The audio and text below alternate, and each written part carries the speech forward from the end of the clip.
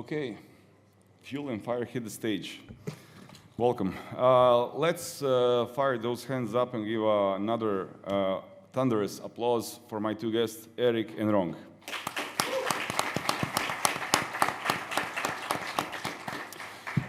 So these guys came all the way from Switzerland and from Italy to introduce to us the world of automotive esports. Eric is the project manager for esports for the FIA, the official federation for the automotive racing industry, and Rong is the circuit series manager for Ferrari esports, which is like everyone's dream to be at some point linked to Ferrari, either as an owner of an in-game Ferrari skin for a racing simulator or just owning a Ferrari. But that's gonna wait for some time. Guys, can I please ask you to introduce yourself a bit to the crowd and to explain how the love for esports and how your actual professional intro to the esports world came to be? Eric? Yeah, sure. So thank you for the introduction. Pleasure to be here. So yeah, like Nicola just said, my name is Eric Strana. I work for the FIA, the International Motorsport Governing Body, based in Geneva and in Paris.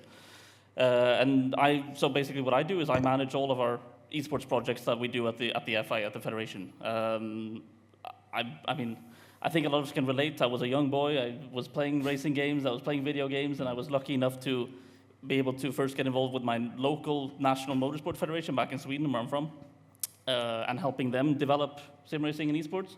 And through that, then I was able to be introduced into the FIA was lucky enough to get that job, and I've been living that dream for the last 4 years. And you were also connected to Volvo, right? Exactly. So I'm from Gothenburg, so everyone knows Volvo, and so I've done a bit of summer work at Volvo Cars, at different departments a little bit, so been a little bit around the place in automotive. Okay, so heavy-duty automotive experience. Yes. Rong, you were part of Tencent prior to Ferrari, right? Yes. So hello everyone. My name is Rong. Originally, I come from China, and so I right now I work in Ferrari as a Ferrari esports manager. In my spare time, I'm a big football fan and basketball fan. So I'm a fan of Damian, and also the first football game I watched is 1998 World Cup when Croatia win in the third place. So I play video game when I was a child to play football manager. And also, when I started my career, I was in finance industry. So I oversee the gaming industry. And in 2019, I saw there's a company called Australis. It's a CSGO team. They went public in Nasdaq. So I'm wondering, like, there's a huge opportunity, business opportunity in this industry. Then I make this magic leap from finance industry to esports industry and join Tencent. And I'm in charge of the strategy for League of Legends professional league in China. So very happy to be in Croatia and have this panel with you. Yeah. Thank you. And just for you guys that don't know, Tencent is like the biggest gaming company in the world. Basically, if you have League of Legends, you have their publishers and owners, Riot Games, and then the owners of Riot are Tencent. So Tencent is as high as you can go in terms of game dev and both game dev and esports. Eric, so in 2014, if I remember correctly, FIA introduced Gran Turismo as their first kind of intro into the automotive esports world. Can you explain to the audience a bit how that went and what were the lessons learned and why 2014 and why Gran Turismo? So yeah, in 2014 there was a bit of a restructure in our marketing side of the federation, and one of my colleagues, he felt that the FI needs to try and do something new in this space. What can we do in terms of motorsport that the FI has not done before? So he said that, okay, you know what? Through his connections, he was able to make an introduction with Polyphony Digital, so the developer of the Gran Turismo video game series. And through that link, then the FI and Gran Turismo started working quite closely together. First, just co-branding the games. But then in the end, it became a FI branded championship, starting in 2016, I believe it was. Yeah, that's kind of how it came in, and then that was really the first step in starting to do some sort of esports sim racing within quite a traditional federation as such. That was kind of back in the day. Do you get any feedback from your colleagues on how it went back in the day? How was the general response of introducing esports in FIA, which is a pretty old school industry, let's call it that way? Like, how did the people react? I think in the beginning, there was probably quite a bit of hesitancy as to how should we actually, as a federation, how do we get involved with something as inconcrete to a lot of people as is video games. But I think when people started seeing the results and the amount of engagement we could get, the additional brand visibility that we could get as well through engaging with a new audience, a younger audience, an audience that might be interested in racing and Formula One, for example, but they can't really engage directly with the FI as a brand. I think that probably turned a lot of people's heads, and I think had we continued that up until when COVID hit, I think we would have been, in a huge position, because then we would have been half a decade, before everything happened. But a bit of hesitancy in the beginning, but it grows slowly but surely. I mean, there's no escaping it. It pretty much. The numbers speak for themselves. So if you're not in it, you're kind of missing out.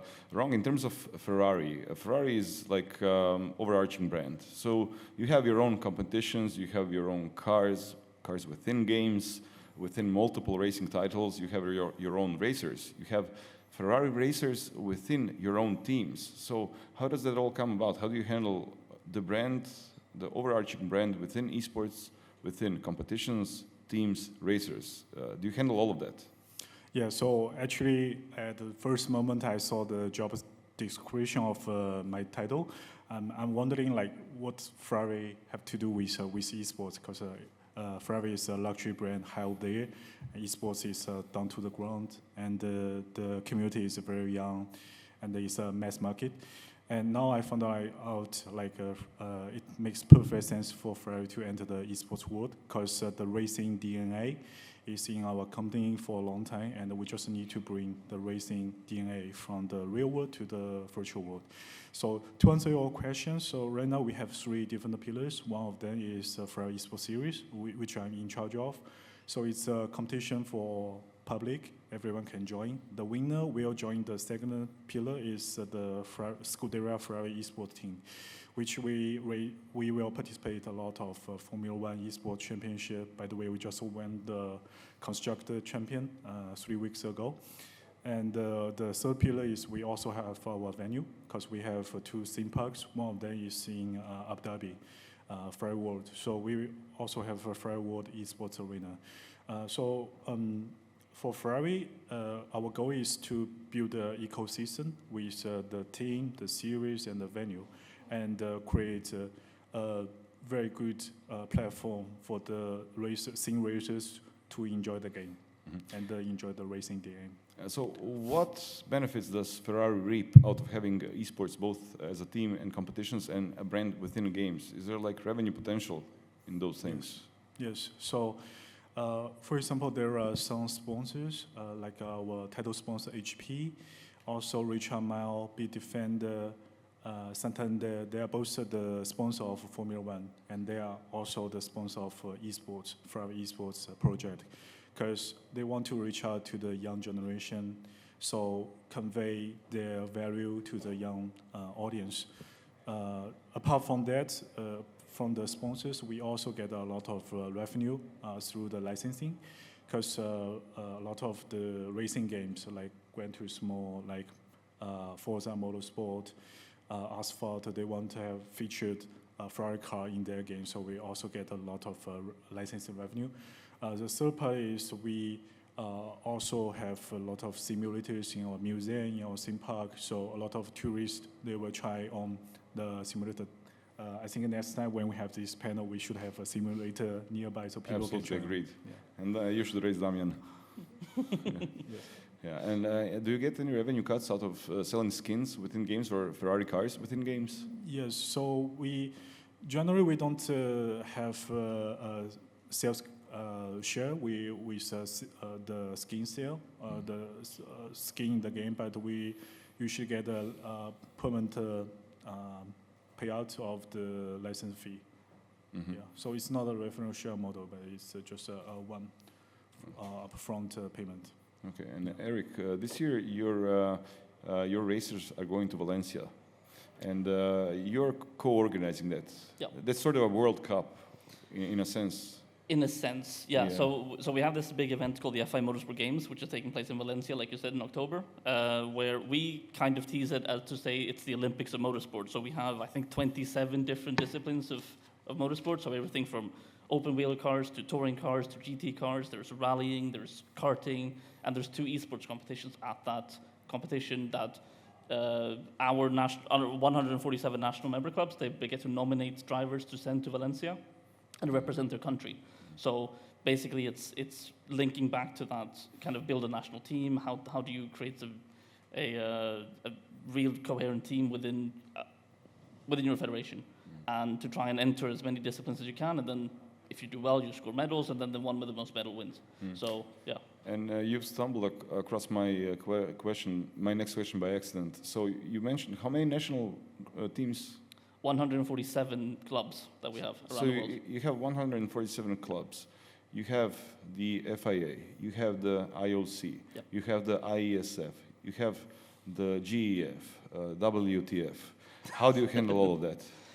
It's tricky, for sure. I mean, we, as a governing body, we want to understand, okay, what can we do in terms of promoting the sport and developing motorsport? One of our current mandates from our president is to double motorsport participation within 4 years.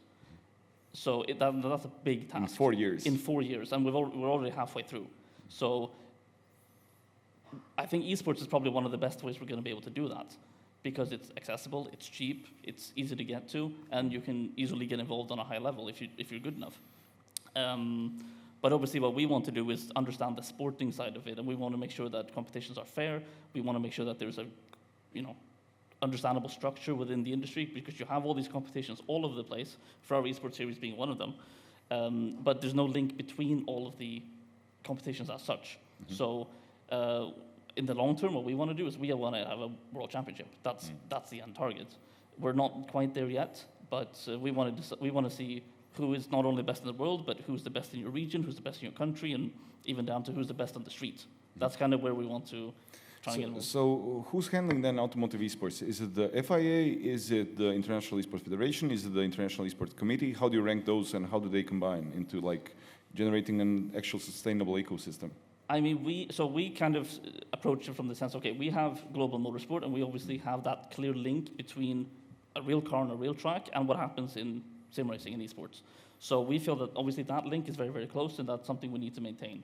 But we do have discussions with the Global Esports Federation, the International Esports Federation, and obviously a very close link with the IOC as well, to understand, okay, how can we work together to help, again, promote this form of sport, which is the most accessible form of motorsport you can get to, just to try and get more people involved and to get more engagement and to help grow the sport that we're all passionate about. Absolutely. I mean, the older I get, the more of my friends get sim racers at home, like those big rigs which provide force feedback and so on. I tried one of those, and for me, it's super hard. So, I mean, a lot of egos get broken when people think they're really good racers or drivers, and you put them not in front of a racing seat in a real car, but only in a sim, and they have no idea what they're doing. Yeah.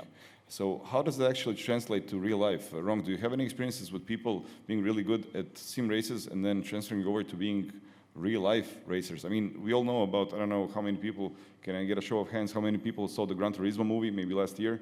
Okay, a few people here and there, yeah. So it was a story about this young guy who actually competed. He was sort of a GTA character, stealing cars, and then he competed in sim racers, and then one of the teams, I think it was Nissan. Brought him up to be a real-life racer for their GT or something. Cars, does that happen in real life? Is there any other scenarios like that? Yes, I think it's happening, because from my point, the sim racing esports is quite different from League of Legends, because it's really connected the real world to the virtual world, and all the video game, for example, iRacing, as of course, they mimic all the physics in the real world. So you can see the temperature, the check is 100% mimic the real world. And you will see a lot of cases in the real world. For example, there is a Turkish driver called Jan Balukasaki, and he transferred from the Formula 1 esports to Formula 2 driver. So it's a very good example. Yesterday I'm talking with Eric, right now the simulator racing is another alternative way for karting. So people can train on simulator, and then they can climb to Formula 2, Formula 3, then to Formula 1. So I definitely see the potential of the potential of seeing racing esports because it's a good way to train the future racers. And I mean, there's so many examples of that as well. So I mean, I know even 15, 20 years ago, I know there was a young kid called Norman Michelitz, Hungarian, who, same thing, he was racing at home, he was teenager, probably something like that, and he was found by a team owner. And so he then put him in like a young touring car category back in Hungary, and then he went on to compete in the World Touring Car Championship back a couple of years ago, and was a race winner and everything. So I mean, there's so many examples of that. Gran Turismo movie is a fantastic example as well of how you can make that link. So gamers, you can absolutely make it Yep. in the real world. But I mean, there was also instances of F1 racers racing sims on Twitch during the pandemic. There was a huge uplift in like the popularity of the automotive industry because gamers got interested. Also, the Netflix documentaries, which followed the life of the racers. So it all helped kind of bring up the hype of the whole industry. Wrong. What is it like? Viewing your cars, meaning Ferrari cars, within games. I know there's a couple of rules to have Ferrari cars within games. And are we gonna see a Ferrari car in the next GTA? No, it won't happen because actually after I joined Ferrari, it really surprised me that how Ferrari protect the car and the brand. They take care of the brand like just taking care of a baby. You want to see a Ferrari in the GTA, just like you want to see a Ferrari in the movie Fast and the Furious, because we don't want to involve in a violent environment. And also, like in the racing game, we do have 20 different. We do have Ferrari cars in 20 different racing games, but you want to see any damage on the scratch on the Ferrari car, because that will damage the brand. So. If you want to drive Ferrari, I would say it's very good to drive in the video because it's much cheaper. But you cannot definitely like pink in the red, have a pink color of Ferrari, or have like a different damage or scratch on the car. It definitely won't happen. So that really surprised me. So we cannot blow up any Ferrari cars. Yeah. Or we'll get sued. Yes. Okay. Eric, there's a very specific situation within esports, and especially automotive esports, where you get competitions where you have both automotive brand teams competing and also pro esports teams, where for the audience members who are not introduced that well to esports, there's pro esports teams who have millions of fans, of followers, and so on, and they have multiple teams. One is, let's say, for Counter-Strike, one for League of Legends, a team for racers, but also brands like Ferrari have their own representatives within these tournaments. How does this mix? Because I haven't seen this in other sports. It's very hard to compare it to any other situation. I think it's very unique to automotive esports because of how close the link is between the gaming activities and what actually happens on a real track. So, I mean, I think that as this form of esports, motorsport esports, continues to grow, the more traditional esports team will see that there's more potential reach and there's more visibility to, again, a completely new audience from what they're probably used to.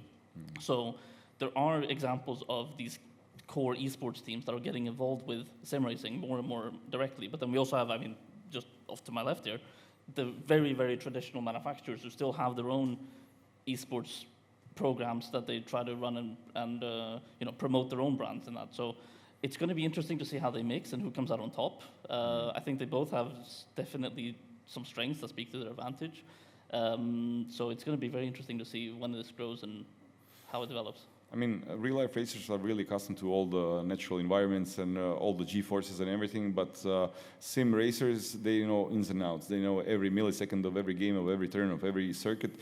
From the top of your heads, who would you give advantage to and why? That's a tricky one. I don't care. Okay, thanks. I mean, I think if it's super close, but I think probably the traditional manufacturer teams would probably have an advantage, at least to start off with.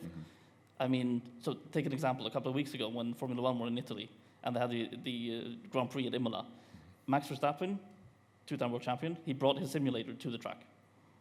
And he did a 24-hour race in the evening after qualifying, and then going to the next day, he did F1 and he won the race. So I think through those kind of links, I think that in the short term at least, they do have an advantage because you can take experience like that and translate into the esports side of things. But in the long term, I think the traditional teams better watch out because I think the other ones are definitely going to be growing. And I mean, there's a target on their backs, so they know where to go. I can imagine. Yeah. Especially it's sort of an honor thing to, as a sim racer, to beat a real world racer, like I told you so. Exactly. Yeah. Do you have those situations in Ferrari? Yeah, but usually our driver want to compete with the sim racers because if they got beaten, it's embarrassing. So it's like the Jake Paul and Mike Tyson story. Like, yes. Jake Paul cannot win. Like, yeah. If he beats Mike Tyson, he just beat up an old guy. And if Mike Tyson wins, then he got beat up. I think it's kind of like if you play basketball 1-1 against Michael Jordan, and if you score a goal, you are a hero. But if Michael Jordan beat you, it doesn't mean anything. So like, it's kind of like this kind of situation. But I know that was the thing during COVID when there was no real world motorsport. And all the organizers and all the promoters and all the teams were trying to figure out what can we do to actually engage our esports drivers with our real world drivers. And they said, okay, can we put you guys together? But like you said, the real world drivers don't want that because they don't want to look bad and get beaten. Even if it's a virtual track, they still are in it for the competition and they really didn't want to get beaten. Yeah, and I'm guessing when they hop on Discord to play a few rounds of sim racing, they mostly do it within the group of real world racers. They don't invite anyone from the sim world racing to kick their asses, basically. Yeah. How do you guys see automotive esports in the future? Like in the year, let's say 2030. What's the situation with the rapid growth of esports, and how does this translate to the real world? Is there an increase in these esports teams having their racers? Is there an increase in regular racing brands having their esports teams? How does the situation look like? I mean, so again, looking at it from a very governance federation side of things, is that we obviously want to help grow motorsport. That's what we do. That's my job. I want to help grow motorsport, and I'm doing that through esports. So in an ideal world, what we would like to see is that there is a governing body involved. Everything is official. We can progress with that link to the IOC, so we can start having Olympic esports games, something like that. For example, we can host world championships, FIA-sanctioned world championships. And technology is going to keep developing. These sims are going to get more and more realistic. It's going to be more and more accurate. There will be more and more links between a real car and a simulator. And I think in the end, as the environmental question continues, I think we're going to see more and more direct involvement between esports and sim racing into real world racing as well. So I think that link is going to just keep growing and growing. We have to make sure we do it in a good way, so we don't, like I was said before on the previous panel, so we don't damage the sport. So we make sure that there's still that integrity. But I definitely think it's heading that way. We just have to do it in a clever way. Okay, Rong? How do you see the future of esports? From the Ferrari point of view, like right now the average age of the Ferrari owner is above 50 years old. So we definitely need to have more young generation. And also, as Enzo Ferrari said, if you ask a child to draw a car, he or she will draw it in red. We just want to make sure that next generation, they will drive all the car. They will draw the car in red. So that's why we need for Ferrari, we need to continue with sim racing esports because that's the future of automotive. And also from the industry, I totally agree with Eric said. So in the future, as you can see, the Ferrari F1 Arcade, they're very popular in London, and next year they will open 20 venues in America. So a lot of people, they can try the simulator without any obstacle. I can definitely imagine that there will be more and more sim racer fans in the world. Also, I want to mention there will be more and more female sim racers in the world because that's how FIA and the Ferrari manufacturer, the organization, we are pushing for the female sim racing. Thank you very much. So now I would like to open up the discussion for a short Q&A. I see we still have a bit of time, but before that, a huge round of applause for my guest here.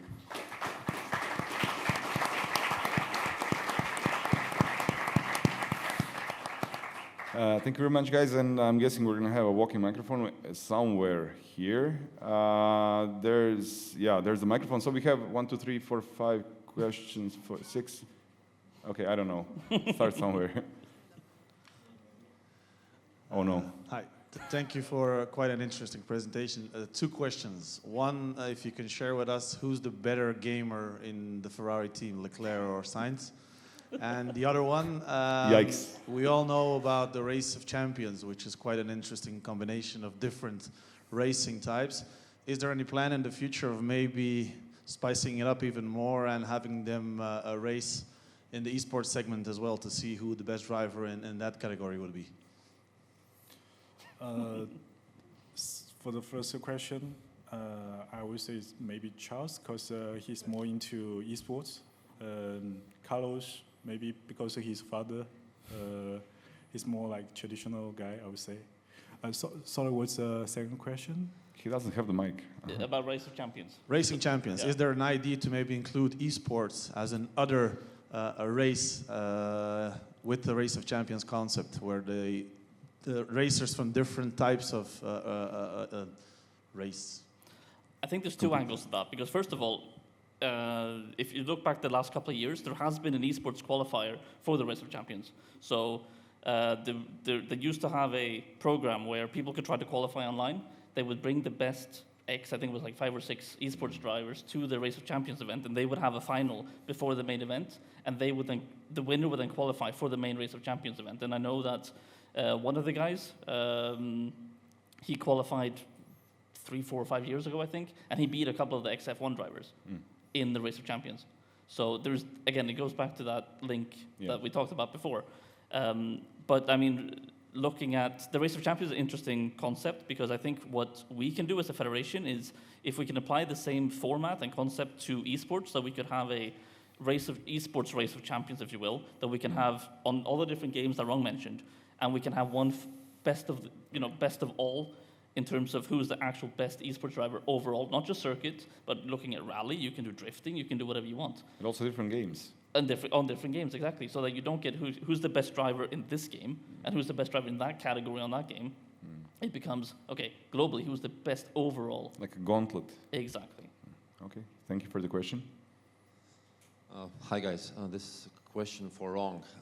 You used to work for Tencent, that's above, let's say, Riot.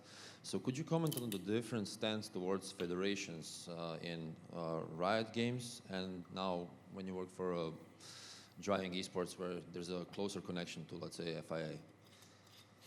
Yeah, so I would say there's a huge difference in terms of the game genre, and also in terms of the popularity. I would say like sim racing is really a niche esport. It's not like League of Legends, like everyone watch the game, play the game. And sim racing is there's a high entry bar for set up the simulators and everything. And in terms of the mindset, I would say like Riot Games and League of Legends, they are really open-minded. They want to collaborate with a lot of luxury brands, like they do with Tiffany, they do with Revving Up. So I would say the mindset, they are quite open. But for Ferrari, it's majorly like they focus on develop the fans and also protect the brand, and doing their own business on the racing, extend their racing DNA. So I think that's the biggest difference. Thank you.